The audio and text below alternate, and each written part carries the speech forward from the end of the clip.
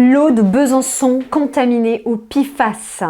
Voici un article de presse, enfin un article de presse, une sorte de communiqué de presse qui en fait se fait le relais uniquement du discours de l'agglomération, puisque le reste du titre c'est « On tient à rassurer la population ». L'agglomération s'explique après la publication d'une étude. Alors, étant donné mon implication sur le sujet, alors là, on parle plus d'un village de 150 habitants, mais d'une ville comme Besançon, et on peut imaginer tout le bassin autour. Une étude scientifique a révélé la présence de polluants éternels dans l'eau de Besançon. La suite est choquante. D'après le vice-président de l'agglomération, cette eau ne présente pas de risque pour la santé des habitants.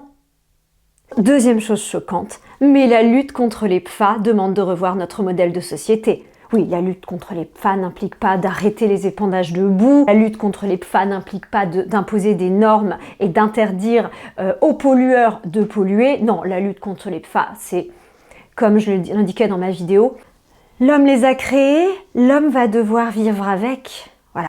Je ne sais pas si les habitants de Besançon ont été informés des risques, des dangers de la consommation de l'eau telle qu'elle est contaminée, puisque j'ai regardé les taux de contamination, ils figurent d'ailleurs dans l'article. Je n'en ai pas l'impression. Si vous êtes de Besançon et que vous m'écoutez, laissez-moi un commentaire.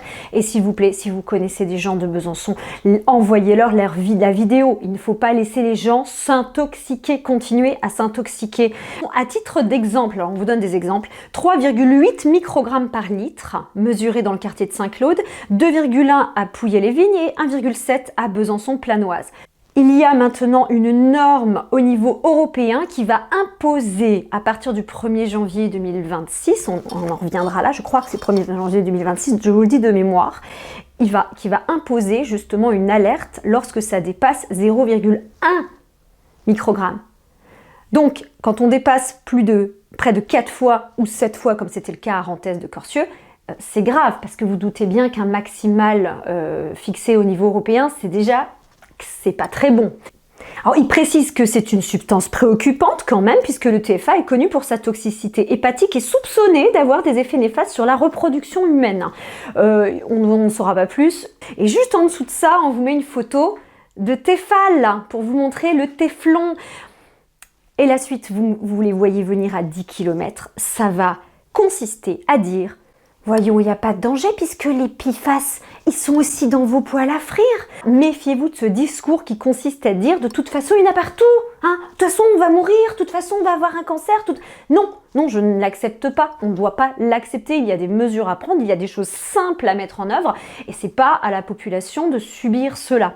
La suite est sous forme d'une sorte de petite interview conviviale. Alors, question, la métropole a-t-elle été surprise par les résultats de cette étude? Alors, écoutez bien la réponse. Non, ce n'est pas une surprise, puisque nous suivons les TFA depuis quand? Je vous donne en mille la suite. Depuis un certain nombre de temps. Je vous jure que c'est écrit comme ça. Donc ça veut dire que pendant ce certain nombre de temps, les autorités sont informées que l'eau dépasse les seuils admissibles et n'en informent pas la population. Encore une fois, parce qu'on fait un raisonnement à rebours, qu'est-ce qui est acceptable pour l'État? J'en parlais aussi dans une de mes dernières vidéos. Qu'est-ce qui est acceptable pour l'État? Ce qui est acceptable pour l'État, eh bien on va le transformer et en faire des normes qu'on va imposer aux habitants. Et tant pis pour leur santé à court, moyen et long terme. La suite est aussi assez sibylline. Pour l'instant, le TFA n'est pas réglementé à l'intérieur de l'eau. L'ARS recommande un seuil à ne pas dépasser qui est de... Alors déjà là, je m'arrête. Je vous rappelle, le seuil au niveau européen, il est à 0,1 microgramme par litre. Là, on nous écrit, je vous jure que c'est vrai, l'ARS recommande aujourd'hui un seuil à ne pas dépasser qui est de 60 microgrammes par litre. Et c'est là que vous avez la preuve de ce que je vous explique sur ce raisonnement à rebours. Donc, puisque, selon eux, la norme, elle est là-haut, elle n'est pas là où elle devrait être, elle est là, 60 mg par litre, nous sommes aujourd'hui aux alentours de 1,2 sur l'intégralité de nos ressources, donc très en dessous de cette recommandation qui n'est pas encore une norme. Ils jouent là-dessus. Et vous voyez également, méfiez-vous, esprit critique, encore une fois, ça ne sert à rien de faire une moyenne On vous a dit un peu plus haut qu'il y avait certains quartiers qui sont à 3,8, d'autres à 2,1, d'autres à 1,7. Personne n'est à 1,2. C'est pas la peine de nous parler d'1,2. Alors si, par hasard, il y en a peut-être dans certains quartiers qui se trouvent à 1,2. Le journaliste écrit « L'étude a suscité beaucoup d'interrogations au sein de la population ». Réponse de l'agglomération « Oui, ça a créé un certain émoi ». Oui, c'est... La peur, c'est une émotion. Moi, quand on me dit que l'eau que je bois depuis peut-être des années est toxique, oui, je suis émue, en effet. Alors, ensuite, c'est très vicieux. Il écrit, c'est-à-dire qu'en fonction de la présentation qu'il y a pu y avoir de l'étude, on a eu l'impression que notre eau n'était pas potable sur l'intégralité du Grand Besançon Métropole.